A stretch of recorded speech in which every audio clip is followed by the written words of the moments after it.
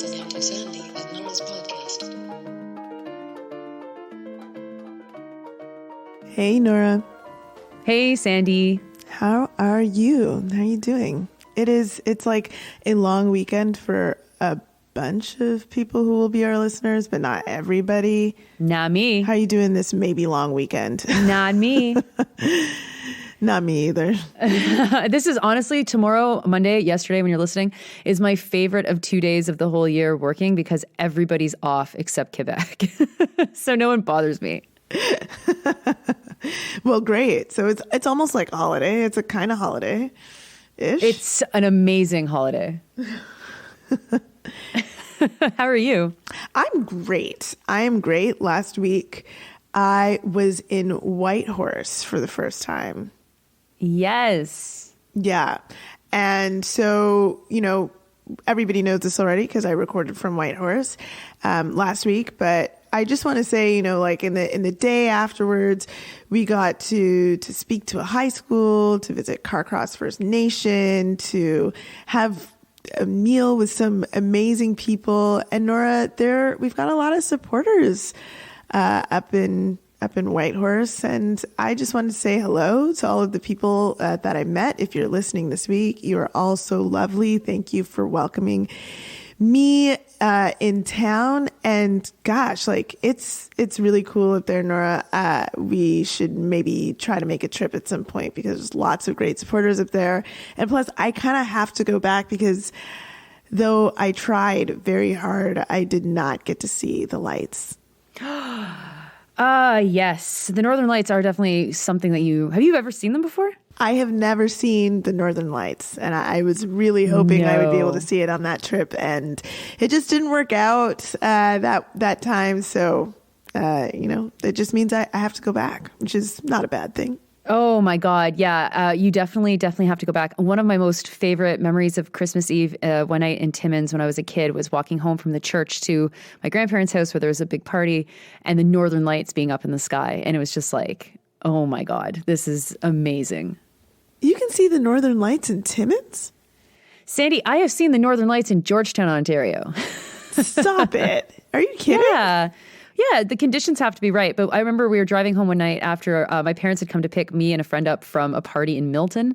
And Georgetown and Milton are like 20 minutes apart, but you have to drive on country roads. And the Northern Lights were out, and it was so shocking to see them so far south that my parents pulled the car onto the shoulder and jumped out of the car. It was like 1 o'clock in the morning, pitch dark outside. My friend was like, "What are your parents doing?" And I'm like, "You gotta get out of the car. There's the Northern Lights." And she was like, "No way." And she just sat in the car afraid. No, that would have been me too. That's why is your friend not wowed by celestial miracles? That's, I feel like that's an appropriate response. It was, yeah, exactly. And, because my parents my father's from the north and my parents have lived in different parts of northern Ontario a bunch of times in their lives. And so it was like, oh my God, it's the Northern Lights. We've got to come check this out. So that was pretty amazing. They weren't very strong. I mean, I've seen them stronger in northern Saskatchewan, but yeah, you'll have to go back to Whitehorse. And I would love to go to Whitehorse too. And I know that there's some folks that have kind of floated the idea of doing something. So Whitehorse, Edmonton as well. We might be working on something coming sooner rather than later in Edmonton. But, and I should also say, because I was in Victoria this past week, people also were in touch with me about doing something in Victoria. So if you want to help us, if you want to help us do a live show in one place that you are located, listen, all we need is a little bit of local support. We finance it ourselves, we do the ticketing ourselves, and often we manage the whole booking ourselves too. But if we have local supporters to do promotion and help get the word out, and honestly, if you can cover some costs too, that would be amazing because we have been losing money on our live shows, but it's been worth it. Yeah, we definitely lose money on our live shows. Yeah. But it is, it's totally worth it. Just get in touch with us at sandyandnora@protonmail.com and let's see what we can do. Nora, I think there is some news that that we should soberly take in this week. We had previously asked, what is the threshold? What is it going to take? How many lives until Canada does the right thing and demands an immediate ceasefire? And we now have the answer to that question. Yes. Yeah, we do. We do. It's 100,000 dead, missing, or injured because Canada, Australia, and New Zealand have finally called on pretty clear terms. There wasn't too many weasel words in this statement for Israel to stop its siege of Rafah. Now, of course, this is something that, we want Canada to be putting on this pressure, but we shouldn't forget how long this took. We should be critical of how long that it took. The policymakers who made it take this long should suffer consequences for how long that this took, because there is not much politically that is different between when they could have initially called it, when some other countries started initially calling it way back in October, and now, except for the amount of people who have been killed and the heinous strategies that have been used by Israel in their campaign of ethnic cleansing and genocide. And so that's how long it takes. That is what this country is. In its support for settler colonialism, that is what it's willing to ignore. We know now. It's terrible. Yeah. And of course, in the last week where this information was broken by Alex Kosh at the Maple that Canada has upped its arms exports to Israel since October 7th to a level that has not actually been seen before. No Canadian media have actually reported on this.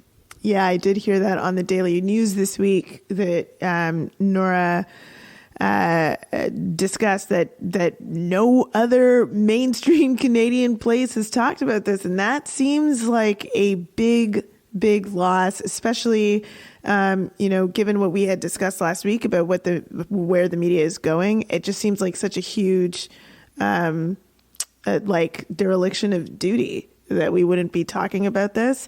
And, the Parliament is sitting right now. People are in the streets. It should be a national conversation. And it's very, very bizarre that would not be something that is being discussed. But, good on the Maple for dropping that story. But what the fuck is going on with the rest of what we can expect to know about the way that this country is operating? Mm-hmm. Yeah, it's especially confusing. I mean, confusing. We know why. We know why, because Canada is fully actually in support of what Israel is doing. And this is underpinning the biggest, difficult points of us having to then go, well, why? But we know why. But it is so confusing and interesting to watch the way that journalists have to tap dance around these issues. Whereas the most obvious connection between Canada and a country that is at war is the question of arms. And that has been how Ukraine has been talked about from the start. What is Canada giving to them? How much? What are our commitments? We're very proud of it, blah, blah, blah. This should be the most obvious story that you can write about Canada and Israel. It doesn't get more straightforward than this. And yet journalists are allergic to writing about the actual material support that Canadians and our tax dollars are lending to this genocidal campaign of fucking horror. It is interesting, though, that it's, again, the dying grasps of a media establishment that has fallen so far out of how average people understand their place in the world and where average people get their news, that it's just going to continue to get worse. And, as I said, I was in Victoria last week and I was talking to some folks about media and what their concerns about journalism is and why they don't feel like they can trust certain sources. And these were union folks whose politics were, probably better than certainly not voting for Pierre Poilievre. I'm not sure that anyone was dyed-in-the-wool Liberal or NDP, but very kind of average person views from the ground, and no one had faith in mainstream media. No one. Everyone was confused and really questioning me on why this? What's going on here? What makes this happen? Who makes this decision? How is this connected? And it occurred to me, I don't actually think that journalists understand how big the chasm is between them and average people right now. Mm-hmm. Gosh, yeah, it's fucking terrible. And another example of how how far media has fallen in this country also happened this week with respect to the protests that happened in Toronto. I mean, we've talked before on this podcast about how media has kind of turned into this sort of mouthpiece of the government, or perhaps we should say returned to, their original purposes of mouthpieces of certain political parties.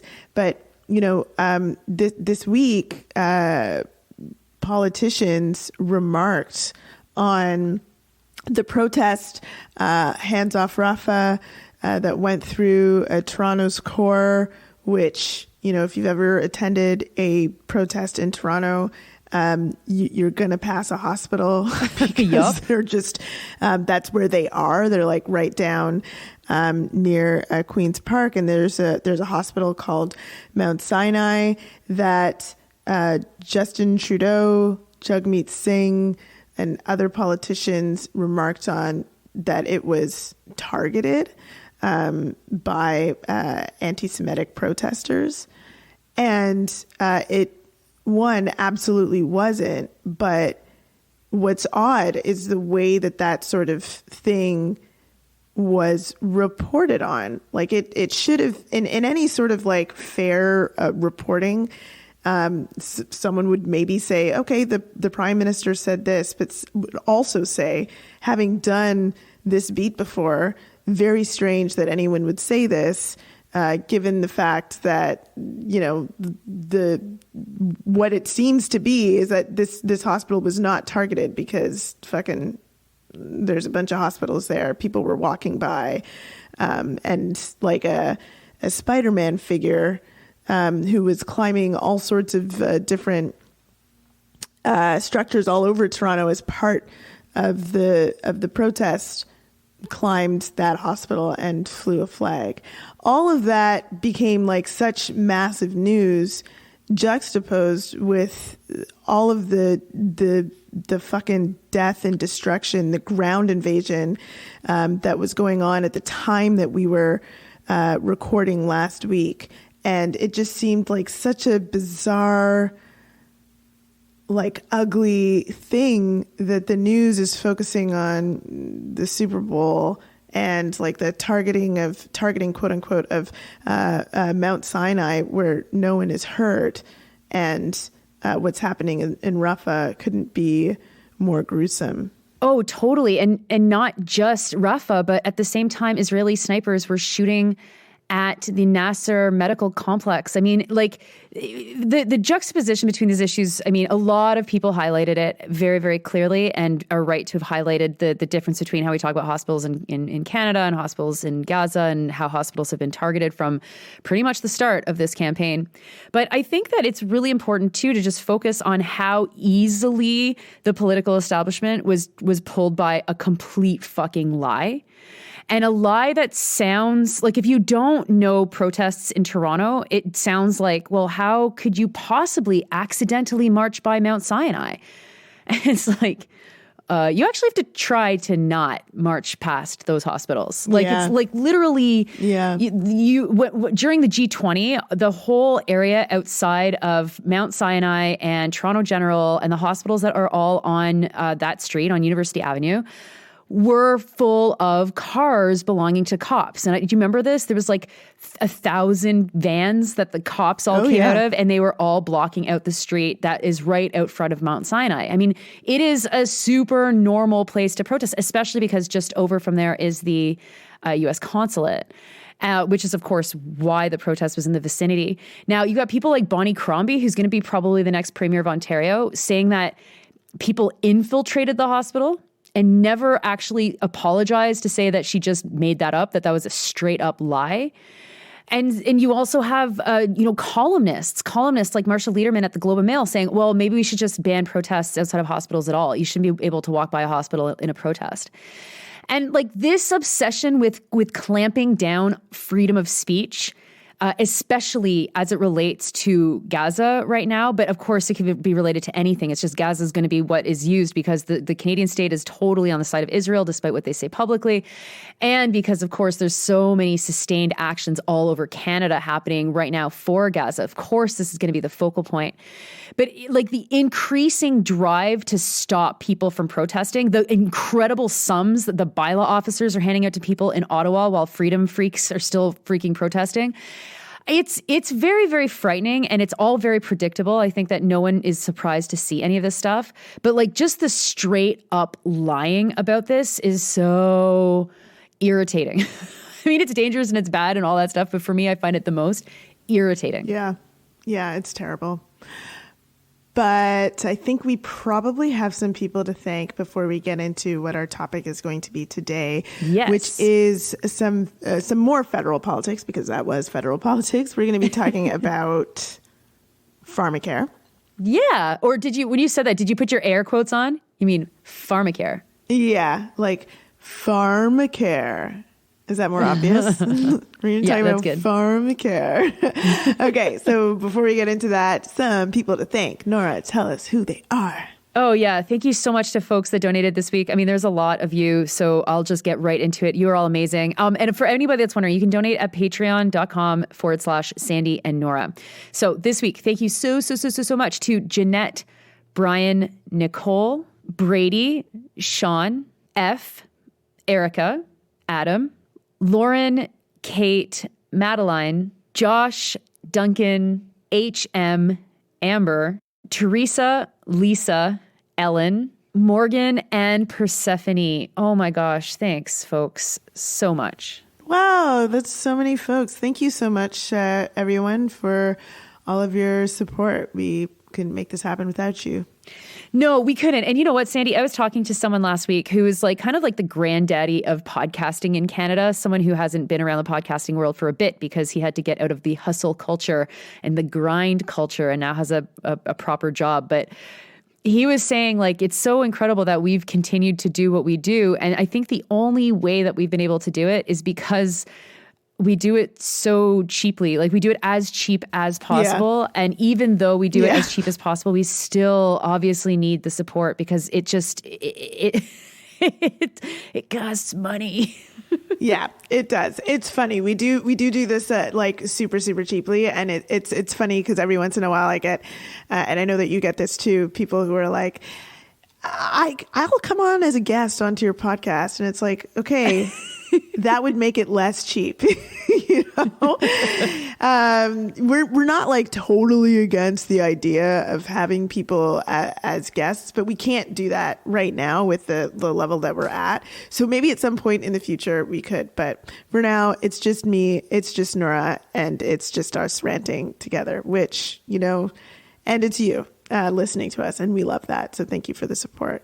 Nora, before we get into the Pharmacare stuff, just real quick, did you see that there's been like enough cases of measles in Canada this year compared to last year at the same time to make Health Canada a little bit worried about some outbreaks? I have seen that. Yeah, I'm just mentioning it, just dropping it, because there's going to be a lot of impacts of the pandemic and like all of the politics around the pandemic, what happened during the pandemic and what continues to happen with health policy, with, like a disease that is still ravaging. I just, there's things that we can't foresee and things that we could. And this is one that we could foresee. And it's going to have some really, really terrifying consequences. So anyway, measles is not a good thing. It's a terrible disease, and it's got me a little bit nervous. And I know that these outbreaks are happening in Europe and in the US too. So I'm not feeling good about it. No. And the thing about measles, it's like the most important people to get vaccinated against measles is, of course, our children who are not at all immune to it. You get the MMR vaccine when you're young. Now, adults, our vaccines stay pretty good for a long time, but it is always worthwhile getting that booster. Now, it can be a bit difficult in Canada to get a measles booster. If you've tried, you will know that some doctors will say that it's not necessary. If you are really concerned about it, you can try maybe going to a travel clinic and getting a measles shot that way. But the real key here is getting as many people who are not at all vaccinated to be vaccinated. So, talk with your family and your friends and make sure people understand that there's no harms at all with the vaccine. And in fact, the harms are enormous if you are not vaccinated against measles. Okay, Nora, guess what? Ooh, I can't wait. What is it? The NDP has awoken. Sorry, They have risen. It's not even Easter yet. Out of out of the slumber. They are saying, that the deal, it could be off if the Liberals do not make good on Pharmacare. And you know what? It's just, like a almost time for what would be like the natural progression of a government in terms of like a 4-year term. It's almost there. So yay, I guess, or something. But the promise on Pharmacare, the NDP, it's coming to the end of their patience. Their patience is being tested. And so, in December, we heard from the Liberals and the NDP that a bill would be tabled by March. By my count, that's getting pretty close. So we should be getting a universal Pharmacare plan in this country. Congratulations, Nora. You know what is so funny is if you look up the last time this was a conversation, you'll get articles from August 2023. And back in August 2023, Liberal Health Minister Mark Holland, who had just been given the portfolio from Jean-Yves Duclos, and he was saying that he had planned to table a new Pharmacare legislation in the fall. Oh. In the fall. Well. And the nice thing about the internet, although it's not nice because it's we act as if there's no history on the internet. This headline literally says, new health minister says Pharmacare legislation is coming this fall. Now, the fall has passed and there's no legislation. So this article is 100% false. You'd think that there'd be some sort of program to mine old journalism to update it and be like, oh yeah, this never happened. They fucking lied. Well, that, or, just someone working the exact same beat to say, hey, was this a lie? And update that story and create a new one that pretends that history exists. I don't know. I don't know if we're there right now. No? No, I don't think we're there right now. Okay, maybe not. It's better if we have no idea of what the hell's come before us, right? Yeah, I guess so. So, Jagmeet Singh, the man with the plan, about to deliver a big plan to the people for March 1st, which is very soon.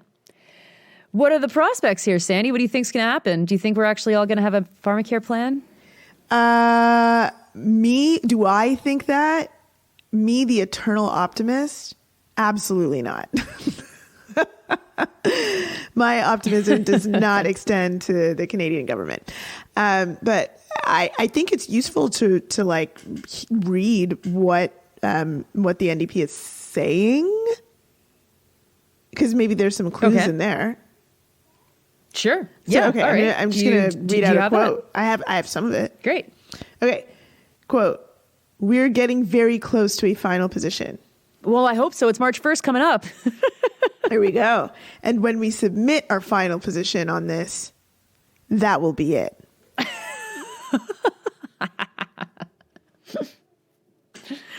Okay, what else?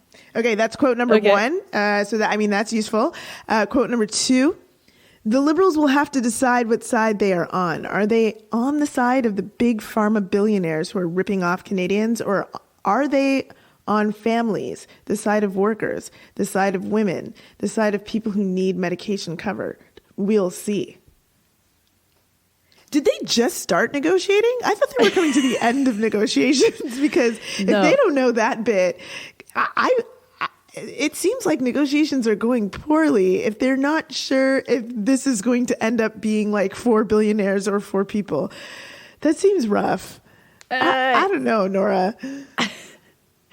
So the one kind of interesting thing about the left, the extremely broad left in Canada is that if you are talented at negotiations, you accept a higher salary from a union than doing negotiations for the federal NDP.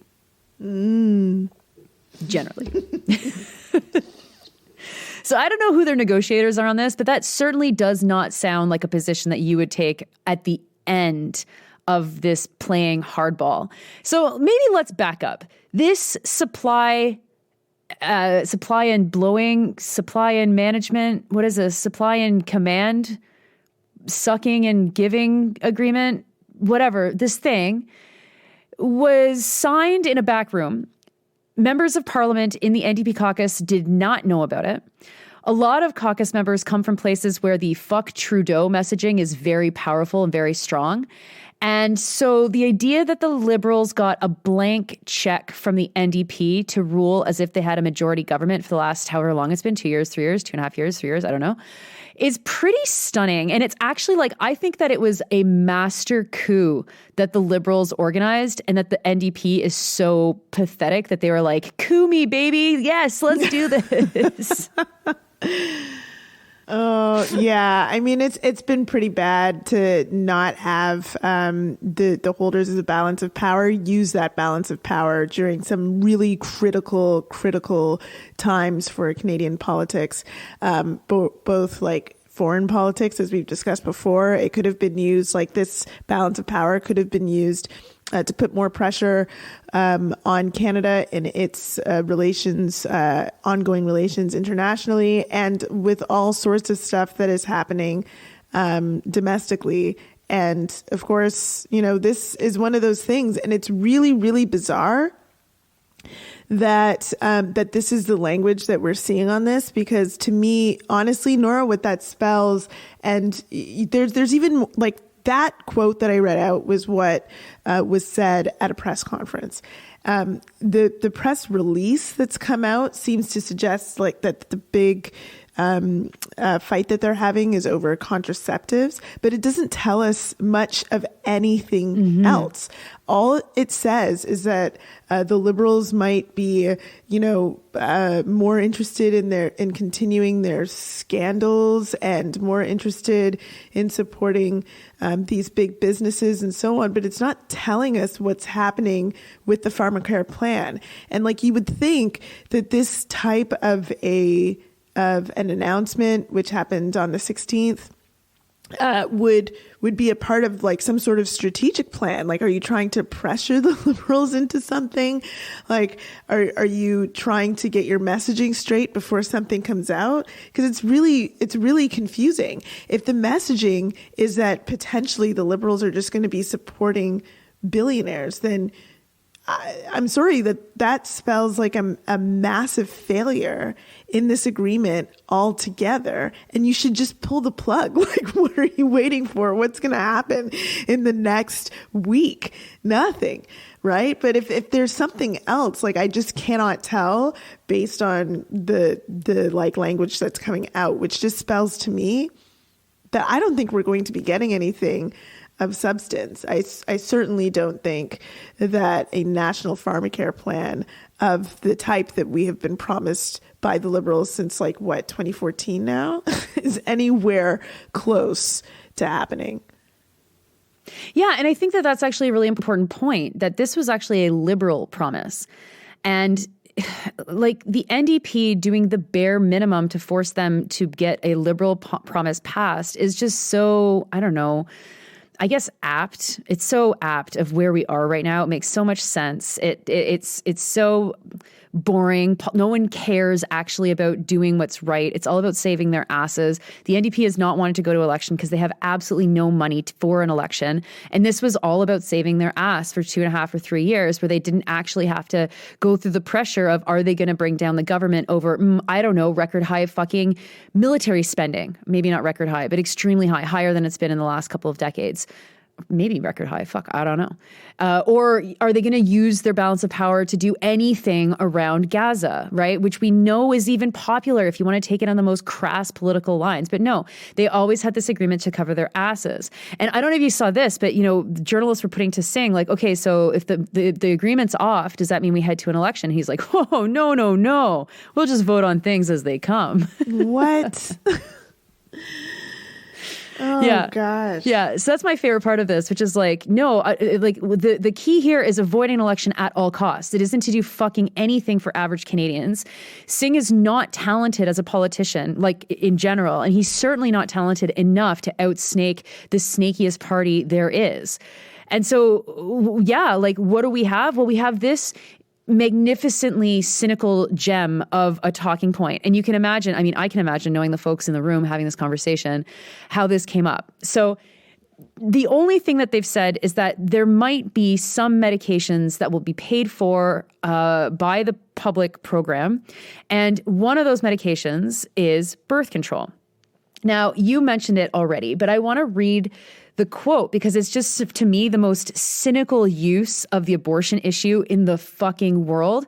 And it's bringing the NDP and the Liberals together on the thing that the Liberals love to do the most, which is use abortion in the most cynical fucking way possible. So what Singh said in the statement is, quote, "It's something we've seen a lot of worry about, the backstepping and the erosion of a woman's right to choose, out people's ability to control their own body." And there must be missing a word with out there because that doesn't make any sense. So anyway, Singh said, pointing to some states enacting abortion bans in the U.S. since the fall of Roe, quote, "This is about ensuring that we don't just say that people have the right to do what they want with their body, that we back that right up with a concrete step. So tearing down the barriers that prevent some people from accessing contraception," unquote. Now, maybe the brainiacs in the NDP don't know how pregnancy works, but birth control doesn't give you an abortion. Like, that if you really wanted to do the abortion thing, God. at least try to get the abortion drugs publicly covered. There are abortion drugs. We know that. This is actually what's making abortion more accessible than it's ever been. But making it about a woman's right to choose and therefore they need accessible contraception, okay, but under a Pharmacare program, all of that would be covered. All of it. The abortion pill, contraception pills, diabetes pills, cancer pills, fucking different kinds of eye drops, they would all be covered. So we're obviously already being primed for the bare minimum of something that can't even be called a program by using the most cynical thing possible, which is like the fear that we're losing abortion access. Oh, God. That is... That's really quite something. That's really stunning. Yeah, what a gaffe. And it should be treated as such. Yeah, Nora, like, what is a Pharmacare program? I was under the impression that what that meant was that when you were prescribed necessary drugs for the care that you need, that it would be covered by an insurance that was available either provincially or managed federally somehow. Like, that's what I assumed. Is that not what's happening here? Like, are we just like going to have like 5 drugs potentially covered and that's it? Like, what is this? Because gosh, I bet listeners, if you were to go into the archives on this, you would have heard us speak about the latest Pharmacare promise and say that it was very likely that nothing was going to happen, but something was going to be announced in the final year of the Liberals' reign, and it would only come into fruition if they were elected again. But Nora, it doesn't even seem like they're doing that. No. It seems like they're not even going to do that. Like that, it seems like the prediction on that piece, Nora, we should have been even more cynical. Because if I'm reading into these quotes correctly, there isn't even going to be a full plan announced that could become a voters issue for for the upcoming election. Well, they're all like trying to stick handle this, right? So the Liberals are on a bus where the wheels are coming off, and everybody knows that. And scandal after scandal. Oh my God. Like, I'm sure you've seen this stuff about GC Strategies and how much money we've been giving this private company to do different, I don't know, IT work within the federal government. It all looks very, very bad. It all looks very, very corrupt. And the Liberals absolutely will need to have some sort of popular thing here. But they will absolutely not allow the NDP to own it, because there are not that many ridings, but there are some ridings where the Liberals and the NDP are head to head. There are some ridings where the NDP and the Conservatives are head to head, and the Liberals might want to come up the middle. And so the Liberals are going to want to come across as being the most reasoned, the most capable, and the most able to actually pull this off. In that deal, the NDP comes up nowhere, because they can say that they push the Liberals to do this, but at the end of the day, the Liberals will be still the ones doing it. The program will not be sufficient to call it a Pharmacare program. I mean, it's been clear from the start that that wasn't going to happen. And then the NDP is going to have to salvage basically fucking nothing to try and demonstrate its incredible political prowess and now make us your next government, which is obviously like fantasy thinking. So it's a downward spiral for both parties in different kinds of spirals in different kinds of ways. But yeah, I guess it makes sense that the NDP probably wanted to have a couple of months to be able to take the government down on their own terms, though I don't think that they'll actually do that either. Maybe they'll try to untie themselves from the government to allow the Conservatives to take them down so that the NDP can keep their hands clean. That might be a fucking possibility. I don't know. But it's very, very boring politics and very annoying politics, because it's like, you guys are incapable. Like, you are fully incapable. And this entire sucking and blowing agreement has demonstrated that. And all you've done is given the Liberals carte blanche to do shitty stuff. To do highly shitty stuff that is the undoing of their own party for now. Meanwhile, have you heard about what's happening in Florida with respect to purchasing a bunch of Canadian pharmaceuticals in order to provide like more affordable drugs to Floridians?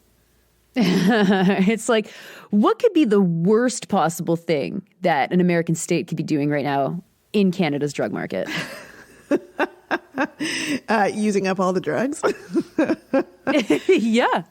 That seems like, I don't know. Seems like kind of bad. Why don't you enlighten the people into what's going on? Yeah. So because obviously the way that competition and around pharmaceutical drugs works in the United States, it's like impossible to get drugs that are affordable in any measure, and that it impacts the states who are providing Medicare or some measure of Medicare to their to the people who live in their states.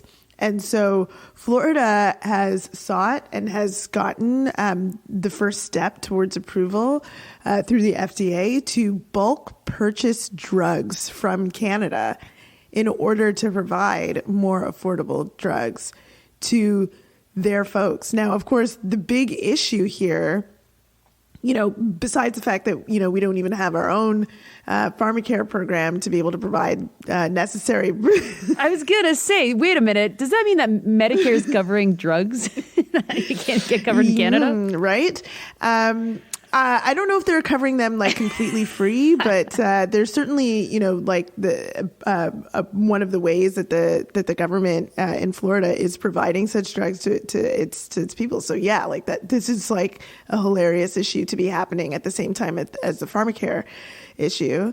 We don't even have Pharmacare, and opening up the market to this huge.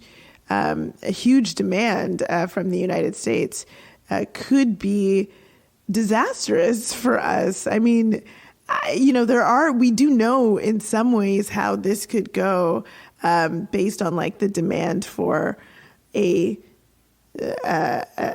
drug that supports people who have diabetes and also has been making the news because it supports weight loss in a way that is very, very popular, which is like the Ozempic drugs. Mm-hmm. Yeah. So, every province has some sort of assistance with drugs. And, Quebec technically has a Pharmacare program itself already. Although as a person in Quebec, I can't say that I really understand that because I do pay for the drugs that I have to pay for, I have to get.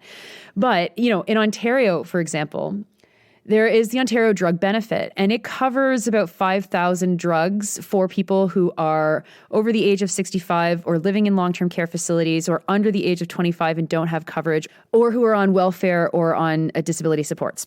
So this does actually already exist, which is another kind of thing in the whole Pharmacare discussion that I wish I knew more about, and I wish I heard more about from journalists about what a national program would look like in the interface with these provincial programs. But anyway, so back at the end of January, the Ontario government announced that it was delisting Ozempic from that 5,000 list of drugs that were covered under the drug support program because they were worried about shortages. That means that anybody that needed this drug, who would have previously just been given it under the plan, actually have to prove that they really need it based on some sort of clinical criteria. So if that happens with Ontario's plan, and that's just one drug that became popular for many different reasons, but also because of like advertising and all of the attention that it was given and the promises that it would make people lose weight. If anything happens like that to pump a different kind of drug, I mean, it really does make it quite fragile for this system.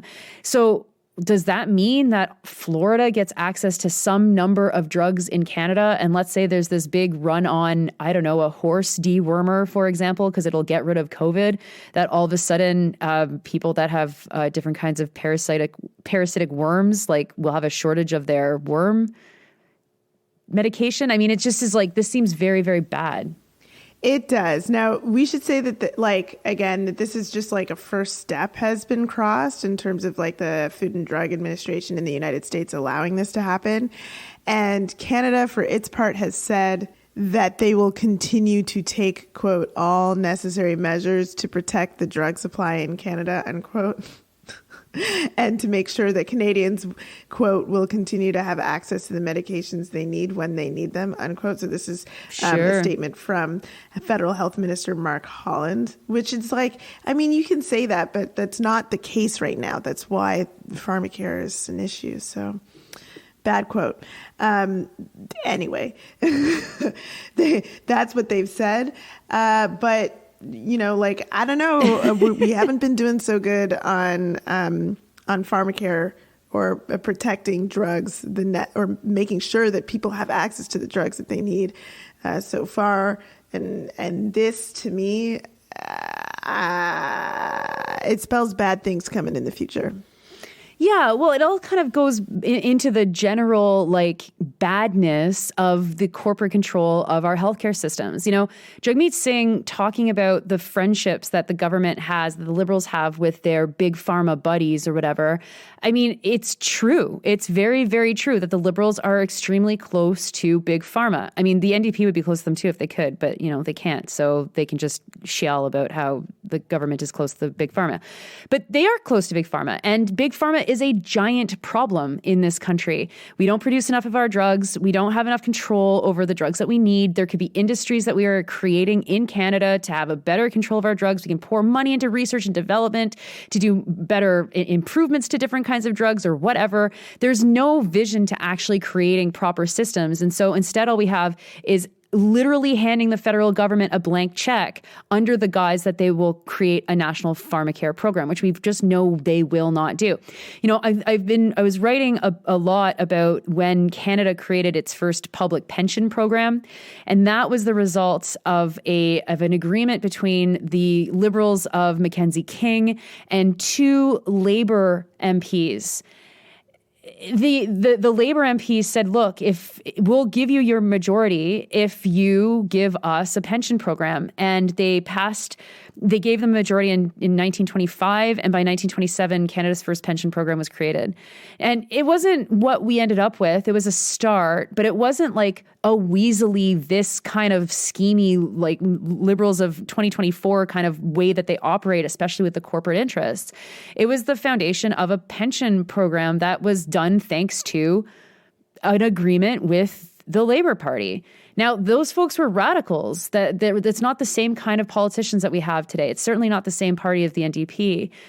So I don't know. It's one of these things where it's just like, can you guys just get on with it? Like, can March 1st just happen so that the NDP can be like, success, we're so great. Oh, vote for us. Oh, no one will because the Liberals are the ones that did it. Or, oh, the Liberals are such liars. They give us shit. Oh, we're breaking this agreement, but we're still going to pass the budget because we don't have a fucking war chest because we can't go to election. Like, we know where this ends up. We know where this ends up. And at the end of the day, what happens to our drug costs? Not a whole lot. We should publish this episode with a spoiler alert. Oh, yeah? What's that? You just gave it. That was the spoiler. the next episode of Canadian politics.